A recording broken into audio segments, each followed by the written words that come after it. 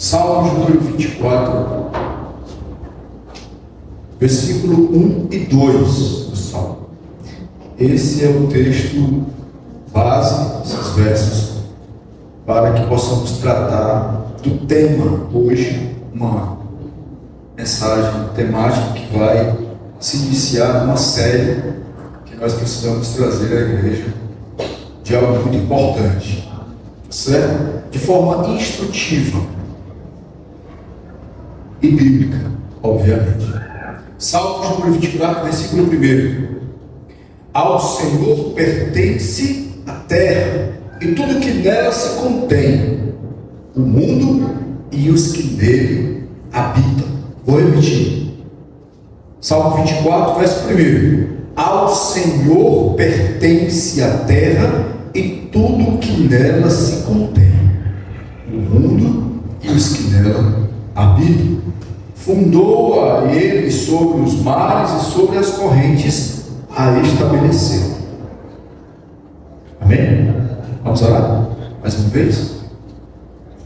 Em oração rogamos ao Senhor que a tua benevolência, Deus, por meio da misericórdia do alto céu, através do teu Santo Espírito esclarecedor aos nossos corações e às nossas mentes, venha, ó Deus, por meio da leitura, por meio da explanação do texto, por meio da palavra do Senhor aplicada ao nosso coração, trazer a cada um de nós o desejo submisso, providenciado por Deus em nós, para obedecer, submeter-se de forma reverente e respeitosa àquilo que Deus tem colocado diante do seu povo. Assim eu te peço, que a tua palavra seja de forma divina a orientação de nossas vidas e de nossa parte o cumprimento em favor e respeito ao Senhor, dono de tudo e de todos. Amém.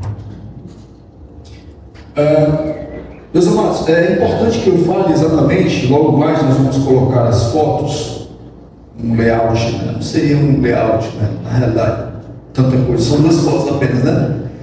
Mas de um projeto que nós estamos aí rogando a Deus em oração, súplica, temos nos colocado de joelho na presença de Deus, suplicando, para que a fachada da igreja, a frente da igreja seja uma realidade.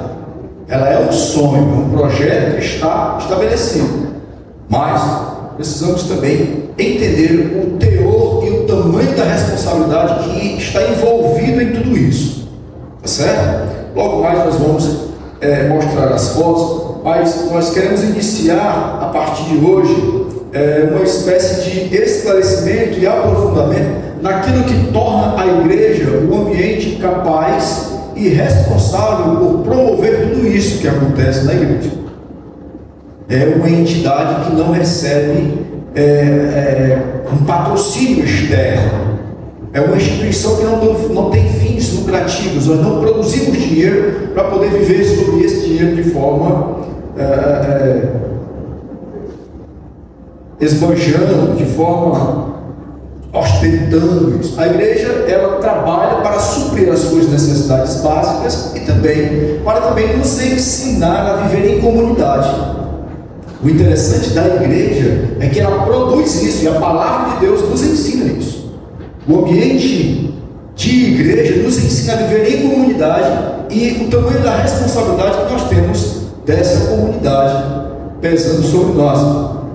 E o que mais me traz o interesse de observar as coisas de forma transparente, de forma legal e legítima, é que a nossa igreja, ela tem um manual, ela tem uma constituição que está aqui em minhas mãos. Nós temos a constituição da igreja presbiteriana, e essa aqui é a mais atualizada. Eu quero compartilhar com vocês o capítulo 3 da primeira seção, que é a classificação de direitos e deveres dos membros. No capítulo 3 da nossa Constituição, o artigo de número 14, as alíneas A, B, C, A, B, C e D, A, B, C, D e E são muito importantes para nós. Vou ler, para compartilhar com os irmãos a importância do que nós queremos tratar acerca desse texto, partindo da nossa Constituição. São deveres dos membros da igreja, conforme o ensino e o Espírito de nosso Senhor Jesus. Artigo 14. São deveres dos membros da igreja. Viver de acordo com a doutrina e prática da Escritura Sagrada. Interessante, né? Viver de acordo com o ensino da doutrina sagrada. O que a doutrina nos ensina? A sermos obedientes, fiéis, submissos, respeitosos, reverentes, obedientes, e uma série de outras coisas que poderíamos citar aqui. Esse é o ponto A. B. Honrar e propagar o Evangelho pela vida e pela palavra. Dar testemunho de que somos realmente cristãos e evangelizar. Ontem tivemos um culto maravilhoso na casa do nosso irmão Cid, do nosso irmão Márcio. Foi muito bom, um momento ali agradabilíssimo. E cumprimos aqui o ponto B, né? Ponto C. Interessantíssimo. Sustentar a igreja e suas instituições, moral e financeiramente. Ponto C. Sustentar a igreja e suas instituições, moral e financeiramente. Ponto D. Obedecer às autoridades da igreja enquanto estas permanecerem fiéis às Sagradas Escrituras. E o ponto E. Participar dos trabalhos e das reuniões da sua igreja, inclusive assembleias. Esse é o artigo 14 da nossa Constituição. Tá certo?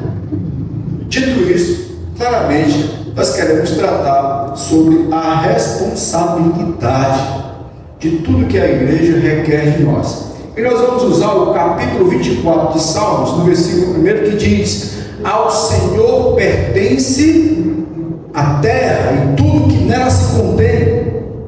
Então nós vamos tirar alguns princípios interessantes desse aprendizado. São 3 pilares importantes que nós precisamos entender. Qual? Primeiro, prioridade. Esse é o primeiro aspecto.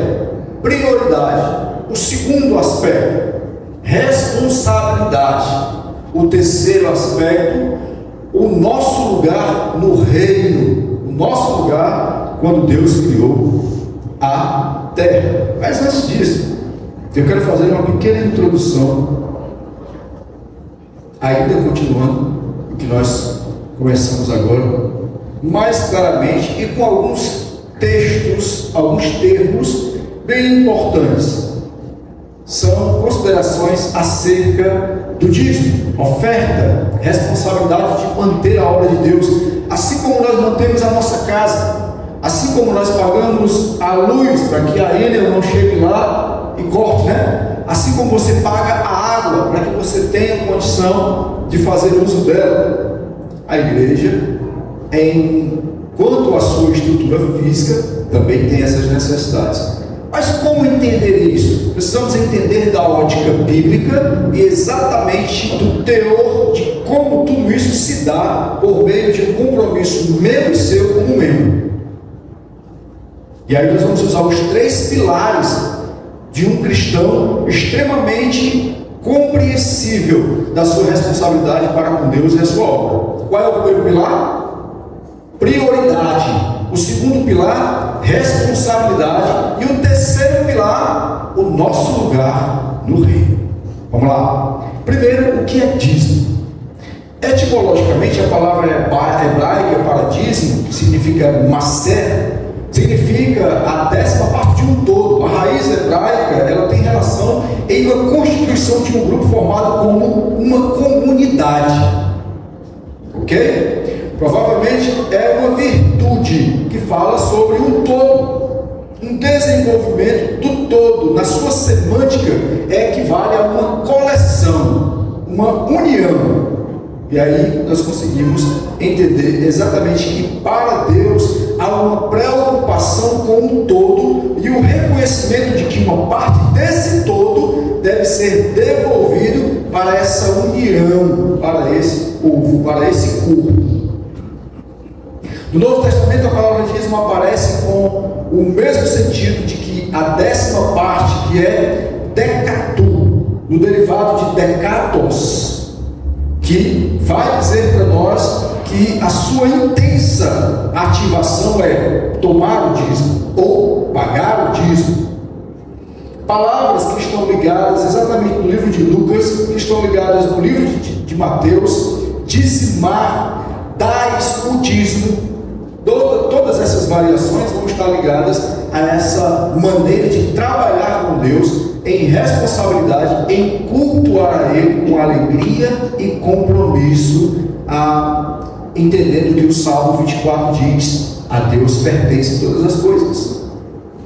Não é uma questão de uma opção minha, é uma questão de compromisso e responsabilidade.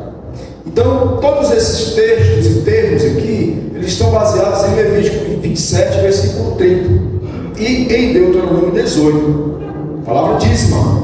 Mas a palavra oferta, esta que está traduzida como mirá, está no seu contexto de manjares, cereais, dar tributo, que significa um dom, um presente, um sacrifício, oblação. É o termo usado mais de 200 vezes lá no Antigo Testamento. Era um termo que era para a oferta alçada, era terumá, que aparece mais de 70 vezes. E a primeira vez que ocorre é lá em Êxodo capítulo 25. Oferta alçada, cordão, oferta de oblação, sacrifício, aparece mais de 80 vezes. Aquele que leva, aquele que aproxima de Deus no seu altar. A palavra corban, aquele que oferta a lenha para queimar o que seria sacrificado. O suprimento, a oferta, orlan, o sacrifício que oferta o que vai ser queimado por inteiro, que aparece mais de 280 vezes. E aí nós temos finalmente também a palavra que ashram, que aparece lá para a oferta de culpa, ofensa, culpa, presente, restituição, presente de expiação, que aparece mais de 46 vezes no Antigo Testamento. Terumã é conhecida como uma oferta voluntária. Vocês vão entender que tem um contexto tão particular da nação de Israel nesse período. Sabe por que tudo isso aqui aparece com vários nomes, várias terminações, com vários significados para as coisas que aconteciam neles? Porque era uma comunidade, porque era um grupo que era responsável por manter diante do equilíbrio e da ordem que Deus havia dado para eles, para que aquela localidade em que eles viviam pudesse ter a continuidade sem nenhum problema. Se nós não compreendemos a responsabilidade que temos diante de Deus, nós andamos de forma deficiente, nós andamos de uma maneira estranha. E aí, no ponto C, a semelhança e as diferenças fundamentais vai dizer que tanto os dízimos quanto as ofertas são semelhantes por serem expressões de generosidade e rendição a Deus, e principalmente a adoração cristocêntrica. Opa, se eu não faço parte, não estou inserido no que o texto sagrado me diz, é como se um pedaço da Bíblia para mim não importasse. Você consegue entender isso? Se alguém perguntar: você é crente? Sou. Você cumpre toda a Bíblia? Sim. Você ama toda a Bíblia? Sim. Você obedece o que está na Bíblia? Sim. Mas tem um pedaço da Bíblia que não está ligado a mim, é estranho. Como assim? Mas não é toda a Bíblia que é importante para mim? Por que esse pedaço é estranho? Por que esse pedaço não fez parte da minha conversão? Se nós amamos a Bíblia, toda ela, de Gênesis a Apocalipse, faz sentido, e ela importa na sua caminhada cristã, porque ela vai lhe ajudar a ser uma pessoa mais equilibrada, melhor, conhecedora, e ter uma adoração, como diz aqui, cristocêntrica. Voltando para Mateus 24, versículo 1, que ele diz o texto: ao Senhor pertence a terra e tudo que nela se contém. Você não se pertence, você não é dono de si mesmo, você pertence a Deus. Sua vida, o que você tem, o que você é, o que você acha que construiu, construiu, que não foi sozinho. O intelecto que você acha que você tem, que não é seu. Já imaginou? Pastor, o senhor está querendo fazer alguma ameaça? Estou sentindo no ar. Já imaginou se da noite para o dia aparece um Alzheimer e um grau extremo? Cadê o seu intelecto? Pastor, resolveu uma conta de matemática de 385 mil milhões dividido por 2 em 2 segundos. Vezes 4 ao quadrado, raiz cúbica, não sei o que, fórmula de Bhaskara. Em 2 segundos responde. Que intelecto! Fala 15 idiomas, canto fluentemente. Que mente brilhante. E o Alzheimer, olha para lá. Uma pancada na cabeça. Acabou-se. Tanta glória, acabou-se, né? Pertence a Deus. Nossa vida. O que nós achamos que somos. Por que retemos as coisas que são de Deus em a revelia, em rebeldia? É isso que está dizendo aqui. A diferença essencial consistia na quantidade, regularidade e no propósito. O dízimo deveria ser dotado regularmente como consequência do fruto do trabalho, num reconhecimento de que Deus é o sustentador. Guarde isso no seu coração. O dízimo deve ser entendido, deve ser reconhecido, deve ser observado à luz do nosso coração, de forma a perceber que Deus é, para nós, o sustentador, mantenedor, provedor. Olha só, nada do que você tem, você teria, se não fosse Deus. Observe a graça e a bondade de Deus estabelecida aos nossos corações, para que tenhamos um coração grato, dizendo a Ele: obrigado, Senhor, pela benevolência que do alto céu está sobre mim, pois é tua provisão derramada sobre mim, que me faz entender que tudo que tem provém do alto céu. Nada vem de mim, mas provisão divina. Ou seja, cada um de nós devemos entender de forma voluntária, prestando oferta, obediência, amor e dedicação ao nosso Deus. Essa foi apenas uma consideração preliminar do que nós iremos tratar durante alguns domingos sobre os dízimos. Tá certo, irmãos? Mas, voltando para o texto, para que nós possamos entender sobre ele os 3 pilares que são, a igreja vai dizer, quais são os 3 pilares? Vamos lá? Prioridade, responsabilidade e o nosso lugar no reino. Parece que já nascemos com a tendência de achar que somos as melhores pessoas do mundo, acharmos que o mundo gira ao nosso redor e que somos donos de tudo. Parece que nós nascemos assim já. No entanto, a Bíblia deixa claro que Deus é o verdadeiro dono de todas as coisas. Quando Ele nos criou, Ele nos deu o domínio para administrarmos o que lhe pertence. Já parou para pensar que você é um administrador dos recursos de Deus? E o que Ele requer de você? Fidelidade. Ninguém contrata um funcionário ladrão. Você vai para a porta do presídio. O Júnior aqui que é policial, sabe, né? Só gente boa está lá no presídio. As melhores índoles e as pessoas mais bem qualificadas estão no presídio. Você vai para a porta do presídio, pedir um currículo. Ei, você que matou 15 pessoas, estuprou 10 e está aí usando droga, me deu seu currículo. É a melhor pessoa para eu colocar na minha empresa. Você que é cartãozeiro, estelionatário, você que rouba, a pessoa pisca o olho, você rouba a mesa sem tirar o sapato. Me dê seu currículo e você é a melhor pessoa para trabalhar na minha empresa. Você faz isso? Não, não faz. Nós não fazemos isso, né? Nós queremos as pessoas mais bem qualificadas. Nós queremos as pessoas que são dedicadas, as pessoas que são corajosas, as pessoas que têm um amor e um sentimento voluntário de querer ajudar. É assim que as empresas fazem. Ela pega um funcionário, dá 3 meses a ele. Eu vou ver a capacidade desse rapaz. Aí ele fica pelos cantos das paredes, passa o dia todo no celular, não ajuda ninguém, não faz nada, não tem coragem de chegar cedo, não tem coragem de fazer nada. Pode ir embora, não presta para nada. A pessoa dessa não é nem para viver, está morto e não sabe.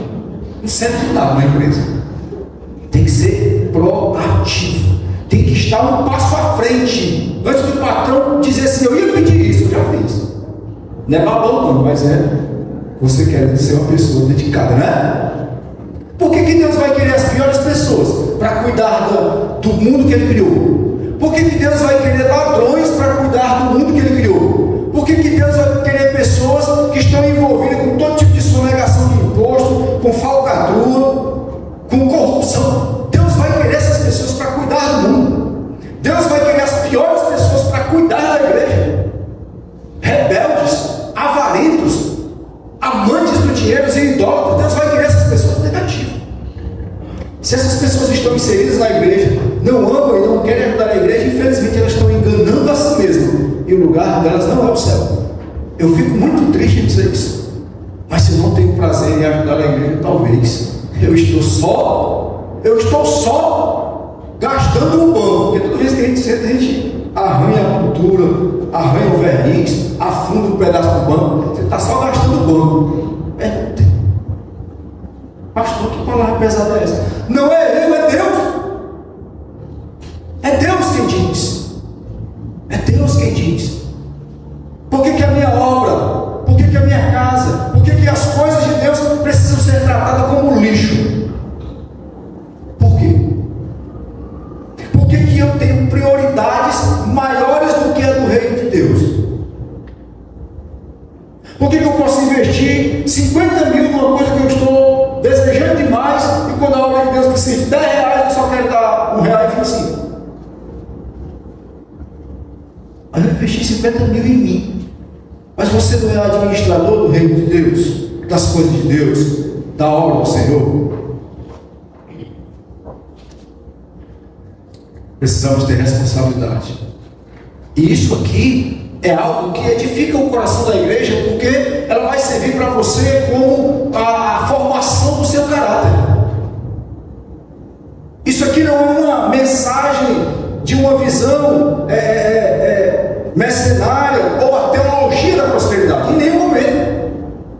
O que está sendo dito aqui não tem o intuito e o desejo que é angariar dinheiro para arrancar dos irmãos, em momento nenhum. O que está sendo dito aqui, biblicamente, é para que o seu coração seja forjado e moldado para servir a Deus como Ele quer que você sirva. Porque se eu e você não fazemos o que o texto diz, você está caminhando de forma deficiente. E parece que o que você ouviu durante toda a vida na igreja não faz sentido. E se não faz sentido, infelizmente você não está agradando a Deus. Só agrada a Deus quem é dizimista e ofertante, pastor. Não é isso que o texto está dizendo. O texto está dizendo que isso faz parte da minha e da sua vida, de uma conversão que é necessária. Diga para ele que você não gosta de pagar a luz. Eu não gosto não, mas eu quero a minha casa toda iluminada. Eu não gosto de dar dízimo e oferta na igreja, mas quando eu chegar lá tem que estar bem limpinho, os bancos, tem que ter energia, o pessoal tem que cantar, não pode nem desafinar não. Não quero que nem desafie não. Quando eu chegar no banheiro tem que ter papel, tem que ter tudo para limpar, tem que ter água gelada para me beber. Eu também não gosto disso não. Mas se vir para alguém arrumar isso aí, eu quero desfrutar quando eu chegar lá. Se você não gosta, não venha para a igreja. Se você não gosta, não é o ambiente que você pode viver. Não é uma questão de arrancar dinheiro, é uma questão de saber o meu compromisso com Deus. Você não precisa pagar o pastor não, porque eu não estou pedindo seu dinheiro. Eu trabalhei a minha vida inteira. Minha vida inteira. Deus não precisa de R$1 meu e seu. Não precisa. Ele quer saber até onde você vai, com responsabilidade. E quando ele olha para mim e para você, ele vai e diz: que irresponsável, que descompromissado. Já imaginou? Que falta de compromisso, que hipocrisia. Você se vestir com cara de crente, roupa de crente, andar que nem crente, botar uma Bíblia debaixo do braço, parecer que é crente para todo mundo, mas eu olhar para você e reprovar. Tem nada de crente assim. Pastor, só por causa do dízimo da oferta? Sim. Porque é um dos elementos que precisam fazer parte da nossa alma, para saber que o reino de Deus não é mantido pelo governo federal, o reino de Deus não é mantido pela prefeitura de Calcaia, o reino de Deus, a igreja de Deus não está cheia dos bancos de vereadores, não está. Os empresários de Calcaia não estão aqui dentro, nenhum deles está aqui, não está. Quem está aqui? Você, que tem o seu filho batizado, que tem o seu filho casado, que tem a sua casa, que é visitada sua necessidade, a igreja inteira se junta para orar e clamar a Deus. Perceberam? Que quem desfruta disso é você? Então é você e eu que temos que manter esse lugar. Não é uma questão de pedir dinheiro fazendo campanha para andar em carro novo. Não é uma questão de fazer campanha pedindo dinheiro para ostentar. Pastor, você quer comprar a casa de praia? Nunca. Eu gosto da praia, de tomar banho na praia, mas morar na praia é demais. Não é isso. Vamos lá. O Salmo 24, no versículo 1, nos diz que o universo é propriedade de quem? O universo é propriedade de Deus. Deus é o dono de tudo. Olha só o que está escrito em Colossenses capítulo 1, versículo 16. Colossenses capítulo 1, versículo 16.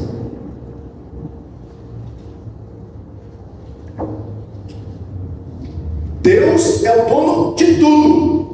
Colossenses 1,16. Pois nele foram criadas todas as coisas, nos céus e na terra, sobre a terra, as visíveis e as invisíveis, sejam tronos, sejam soberanias, quer principados, quer potestades, tudo foi criado por meio dele e para ele. Aonde está um acréscimo nesse texto, abrindo aspas, abrindo aqui um espaço no cânon para dizer assim: não é só de Deus, é meu também. Tem escrito aqui você dizendo que é seu, alguma coisa na terra é sua, pastor, é minha, eu comprei minha casa, minha vida no projeto. Você acha que é sua, né? Eu vou terminar de pagar um apartamento quase na hora de me aposentar, então com uma bengala na mão. É meu. Quando eu terminar de pagar, eu estou no caixão, o pessoal faz um velório. Pastor, foi legal o apartamento que você comprou. Mas vamos se cemitério, agora você vai lá. Então não é meu, né?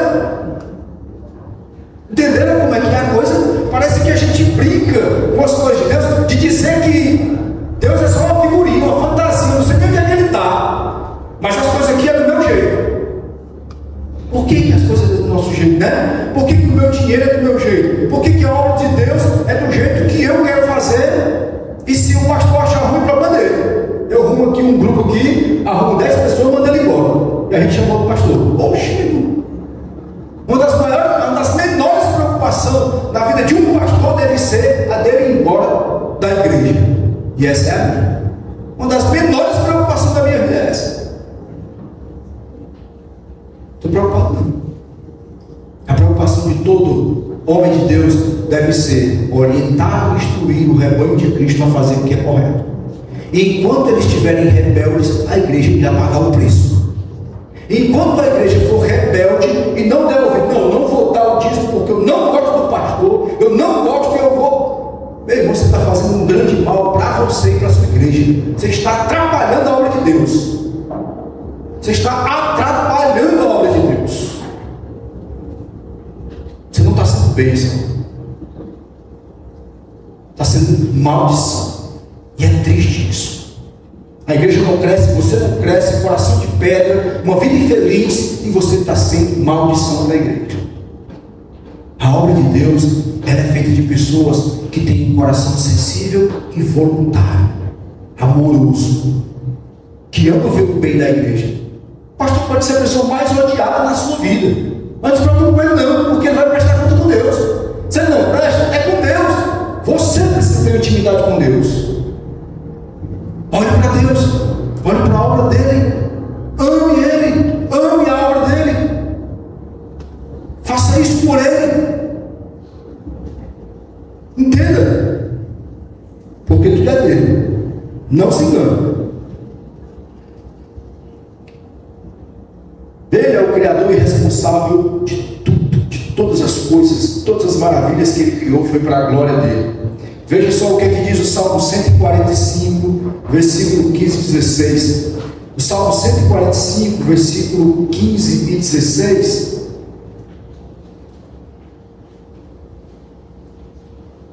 Vai dizer o seguinte, meu irmão.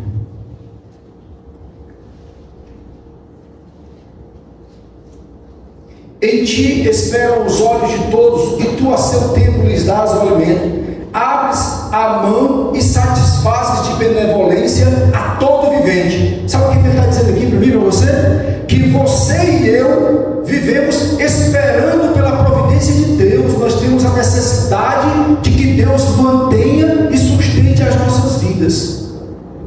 Se não for Deus, o que será de mim e de você? Por que então nós somos tão duros para com Deus? Por que então nós somos tão abertos e maravilhosos com as nossas coisas? Por que nós queremos tanto abarcar o mundo com as nossas vontades, fazer as coisas que nós temos prazer, e na hora de dizer, é para Deus, nós metemos a mão lá no fundo do bolso e arrancamos as últimas moedas enferrujadas, que ninguém nem usa mais dinheiro, né?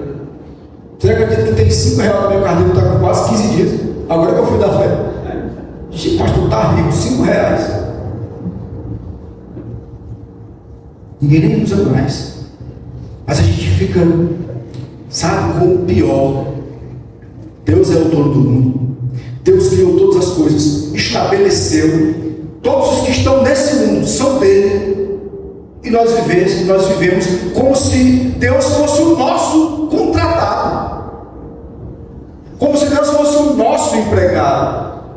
Porque eu faço as coisas do meu jeito. Depois eu peço algum conselho a ele. Talvez. Mas as coisas têm que ser do meu jeito.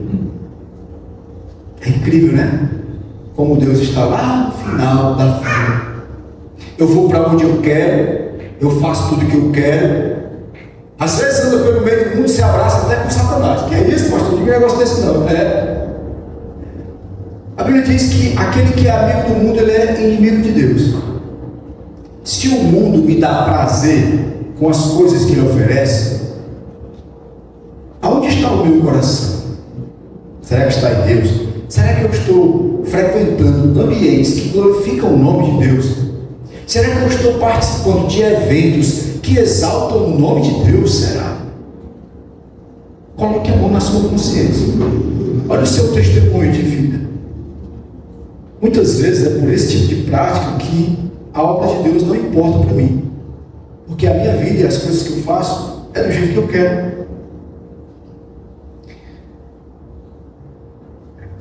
Meus amados, graças a quem é que nós obtemos os bens desse mundo?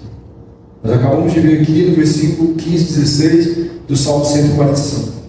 Mas Deus é quem nos dá força, sabedoria para que possamos adquirir aquilo que nós necessitamos. Então tudo que nós possuímos pertence a Ele, por isso somos seus mordomos. Qual é a prioridade, o primeiro pilar de nossas vidas? Qual é a prioridade da sua vida? No chamado de Deus é cuidar do que Ele estabeleceu. Quando Deus chama Adão, Ele chama Adão para dar nome aos animais. Tudo aquilo que ele estava envolvido naquele jardim, ele tinha uma responsabilidade. A prioridade dele, servir a Deus naquilo que foi colocado em suas mãos como o seu trabalho. Qual é a sua prioridade para com Deus? Eu vou todo domingo para a igreja. É só por isso que ele tem outro lugar para ir mesmo.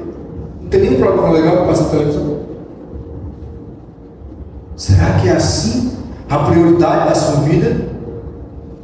A prioridade da nossa vida precisa ser o Senhor acima de tudo. É um mandamento. Amar o Senhor. E se eu amo o Senhor acima de todas as coisas, tudo que envolve esse Senhor na minha vida é prioridade para mim. É Deus o centro da alegria e que motiva o meu viver, o meu coração. Então é nele que eu vou encontrar prazer, alegria, refrigério, paz, contentamento. É fazendo para Ele, é vivendo para Ele, que o meu coração transborda de alegria. Depois vem as outras coisas. As demais coisas serão acrescentadas. Será que nós temos noção disso? Será que nós temos noção desse ato de graça e bondade daquele que é o provedor para nós? O livro de Deuteronômio, no capítulo 8, 17 e 18, também fala exatamente que Deus é o provedor de nossas vidas, acerca da sua benevolência, da sua misericórdia, da sua bondade, do seu amor, que muitas vezes por nós é incompreendido. Não digas, pois, no teu coração, a minha força e o poder do meu braço me adquiriram estas riquezas. Antes te lembrarás do Senhor teu Deus, porque é Ele quem te dá força para adquirir as riquezas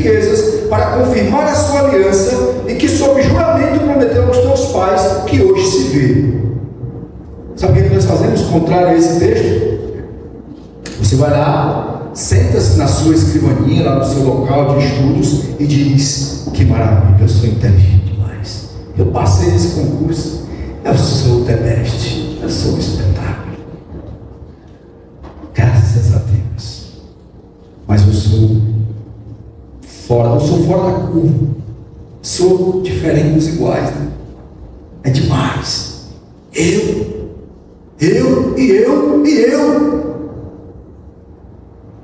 Lembra daquele homem rico? Minha alma se alegra nas riquezas, eu vou construir outro celeiro, eu vou fazer mais, porque já não cabe de tanta riqueza que eu tenho. E aí aquela pergunta no coração daquele homem vem: hoje mesmo pedirão a tua alma, para quem ela está preparada?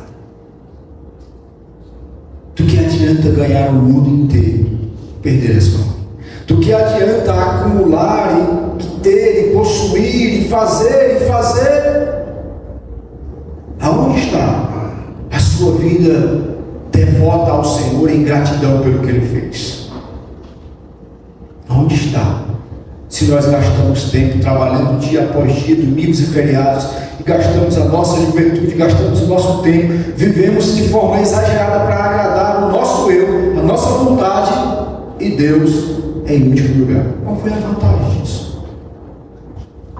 Nós vamos descer a mansão do silêncio, nós vamos morrer como qualquer outra pessoa.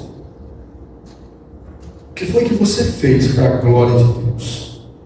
Nós vamos morrer como qualquer outra pessoa. Mas como cristãos, nós somos chamados para viver para a glória de Deus, para abençoar a obra de Deus, para exaltar o nome de Deus no cumprimento do que Ele requer de nós. Se eu não obedeço, se eu não cumpro, se eu não me submeto ao que a palavra exige em mim, lá no fundo existe um sinalzinho de rebeldia. Infelizmente existe. E é triste isso. É triste porque a palavra de Deus não está fazendo sentido dentro do nosso coração. É de Deus que vem nossa sabedoria, nossa força e as nossas conquistas. Que pedido fez Deus ao ser humano com um ato de adoração? Qual foi o pedido de Deus para as nossas vidas em adoração a Ele? Mesmo sendo dono de tudo, Deus confiou ao homem o gerenciamento da terra e dos seus recursos. Os israelitas foram ensinados a adorar a Deus com o dízimo.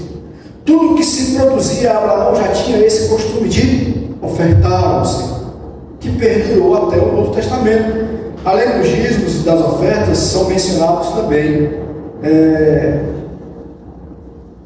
no livro de Hebreus, Mateus, em Corinto e Êxodo. Enquanto o dízimo aponta para a fidelidade de Deus, as ofertas revelam a nossa gratidão. A pergunta para nós é: a nossa responsabilidade com aquilo que Deus fez está aonde? Já que nós temos que ter uma prioridade com o que foi nos dado. A nossa responsabilidade é agradecer a Deus por tudo que Ele colocou em nossas mãos. E você tem em suas mãos um dos maiores privilégios do mundo. Não é somente ajudar uma pessoa que está passando necessidade. É importante, faz parte de nossa vida. Não é ajudar um local que está necessitando, um ambiente, mas trata-se da obra de Deus na terra. Trata-se do reino que aqui nessa terra, pelo Criador, foi feito a nós um convite para dizer: eis aqui em tuas mãos a coisa mais preciosa que existe. E o que você vai fazer com isso? Tratar com desdém? Não dar a mínima? Deixar com que duas pessoas possam carregar uma pedra enorme sobre os seus ombros?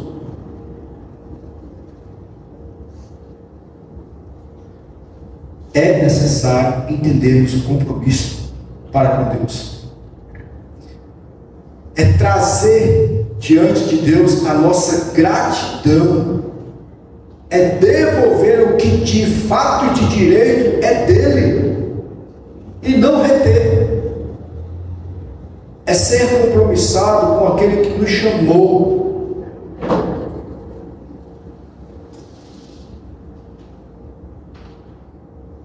No livro de Levítico, capítulo 27, não precisa abrir a sua Bíblia.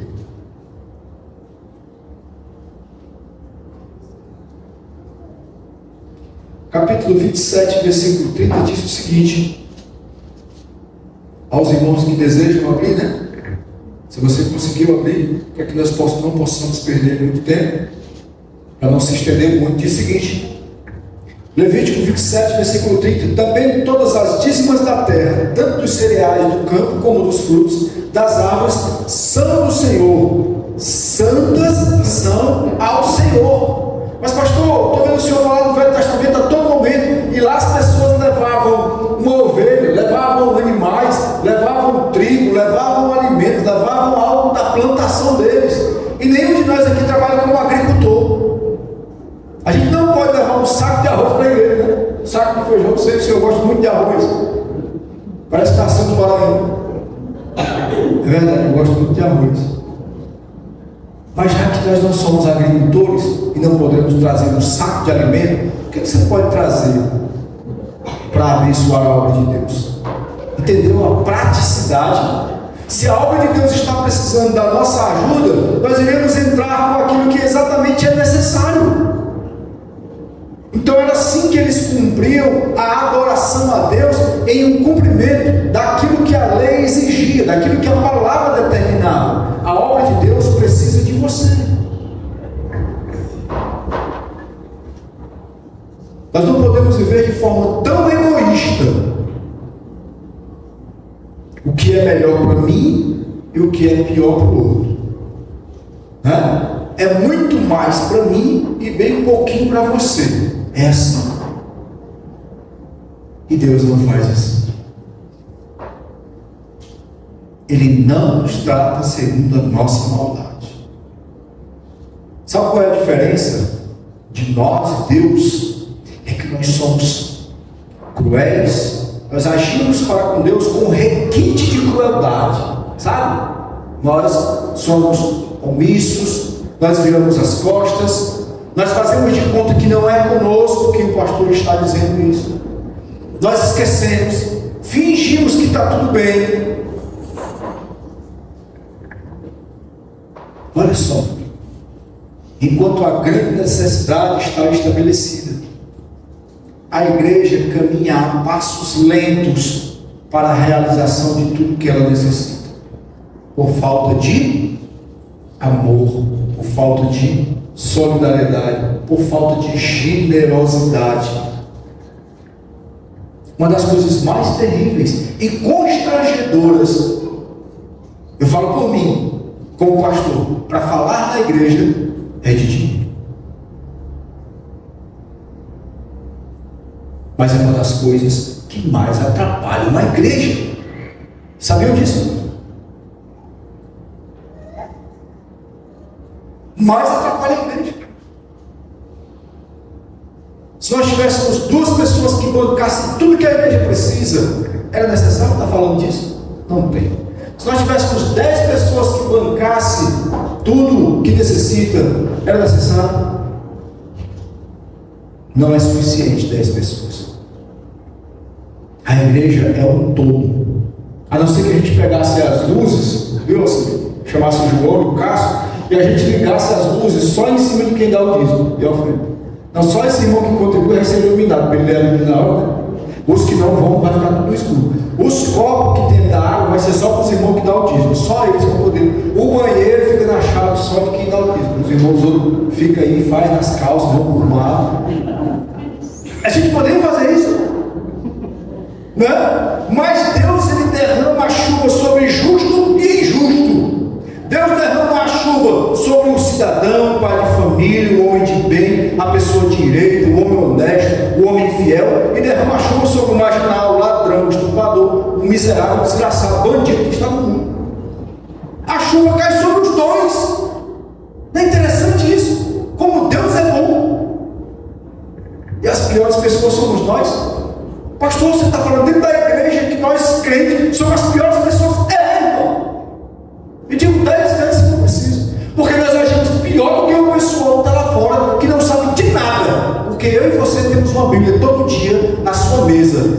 Talvez você tenha mais de uma Bíblia, mas ela parece que não serve de nada no seu coração. Por que a igreja tem tanto trabalho para fazer as coisas? Põe pessoas que sabem tanto da verdade.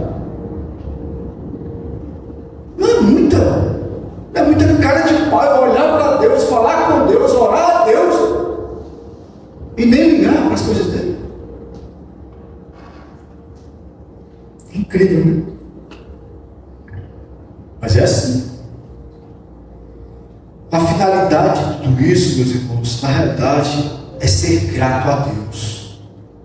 Se você quiser buscar uma igreja que o pastor pega no seu pescoço, você só sai lá fora do cartão, no portão, se você passar o seu cartão 10 vezes, tem igreja assim de sobra. Se você quiser uma igreja que você só é abençoado e a oração é abençoada, se você pagar pelo menos R$1.000, tem igreja de sobra. Se você quiser uma igreja que você só toma o dia, só toma a ceia, você só faz parte do ministério de música, você só faz parte da liderança e da administração da igreja, se você pagar, tem igreja de sobra aí. De sobra, não dá para contar nem nos dedos, de tantas que tem. Mas eu vou dizer uma coisa para vocês: essas igrejas estão abarrotadas de gente. Acredita? Falta banco para as pessoas sentarem. Onde o pastor pega no pescoço de me todo o seu dinheiro, fica passando fome em casa, porque senão você não entra aqui pouco. E o irmão achou louco. Pô, pastor, eu gostei tanto daquela. Quase que o senhor matava. Foi tão emocionante. Domingo eu vou de novo. Então eu vou levar o dinheiro. Eu acho interessante aonde é que está a lógica disso. Eu estou pregando um texto bíblico dizendo que Deus, Ele exige de nós uma responsabilidade, amor, compromisso. E as pessoas dizem, é verdade, não estou nem indo. Legal demais. É igual quando o pastor vai na rede, dá um na costela. Sabe, o meu coração parece que fica partido no meio. Parece que o seminário é jogado no lixo, presbítero Cássio. Presbítero Civil, o seminário foi jogado no lixo, a faculdade pega e joga no lixo. Você vem nada ensinar, dizer o texto, ler o texto, falar do texto. Para que serve? Vamos meter a porrada nos crentes. Que ele sustenta a igreja tem parede de mármore, a igreja tem ar-condicionados que se você for buscar um copo d'água congela. A igreja tem um ônibus, a igreja tem uma casa de praia, tem um sítio. Nas igrejas que o pastor bate nos irmãos tem tudo.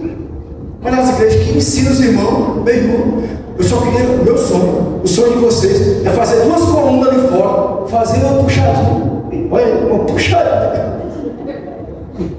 A dificuldade me doer. Oh, meu Deus, nem pobre se alegra mais com R$10.000. Porque não dá. Se ele pegar os boletos, tudo que está na gaveta, dá mais de 10.000. E para a gente levantar para construir 2 colunas ali e fazer uma parede, é uma briga na medida. Não sei onde é que vai parar isso. Mas o que eu entendo é que nós temos que ter essa responsabilidade para com Deus. E a gente fica rindo aqui. E é bom rir, né? Mas a devolução dos dízimos como a nossa prioridade, como a nossa responsabilidade, ela nos coloca exatamente no devido lugar do reino. Sabe qual é? É de que existe um Criador, existe uma criatura, existe um doador e um receptor, existe um Deus soberano e existem os mordomos desse Deus, e somos nós. É Ele e você. O que você tem é dado por Deus. A administração do que você tem é para ser direcionada para a glória de Deus. Pastor, quer dizer que eu recebo meu salário todo e chego aqui, eu boto aqui? Não. No momento nenhum a gente falou sobre isso. É compromisso com o reino, com a obra. Você ganha 2.000, 10% vai deixar você passar fome. Você ganha 5.000, 10% vai passar fome? Não vai. Não vai. Responsabilidade, compromisso. É simples assim. Não, pastor, meu dinheiro só dá para mim. Cuidado com esse tipo de coisa. Cuidado. que de repente não pode nem dar mais, pela ganância e a avareza do coração do homem, muitas vezes ele gasta mais do que o que ganha, e aí entra o problema, piora, entendeu aí?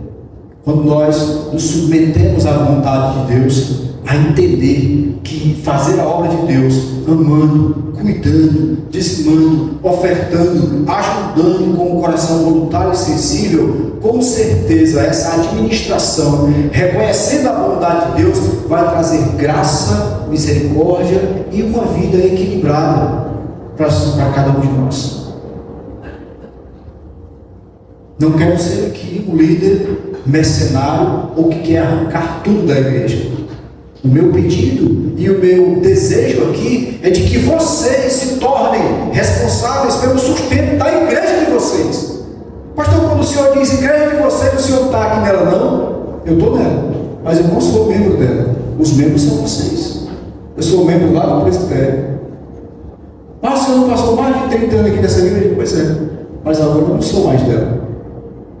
Eu sou membro do presbitério. Vocês são membros dela. Vocês são responsabilizados pela constituição para manter ela, para cuidar dela, para zelar, para usar o dinheiro de vocês nela. Vocês, os membros, o corpo, a igreja de Cristo, direitos e deveres. Eu não só exijo da igreja, mas eu mantenho a igreja, eu sustento a igreja, eu ajudo a igreja.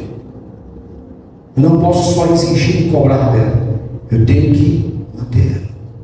Esse é o meu compromisso. Você deve pensar, meu compromisso com Deus para com a escola, é o meu compromisso em gratidão a tudo que Deus fez por mim. Possamos entender que o nosso lugar no reino é ser mordomos de Deus com tudo aquilo que veio a nós, com tudo aquilo que Ele providenciou na sua vida. Pastor, eu passei no concurso, está ganhando bem? Estou. Glorifique a Deus e seja instrumento na obra dele. Pastor, eu estou no novo emprego, melhor, ganhando mais. Glorifique a Deus, porque foi obra dele. Exalte a Ele e seja fiel a Ele na obra dele. Exalte a Ele. Ele é o Senhor da sua vida. Não esqueça disso. Vamos orar? Feche seus olhos. Vamos orar.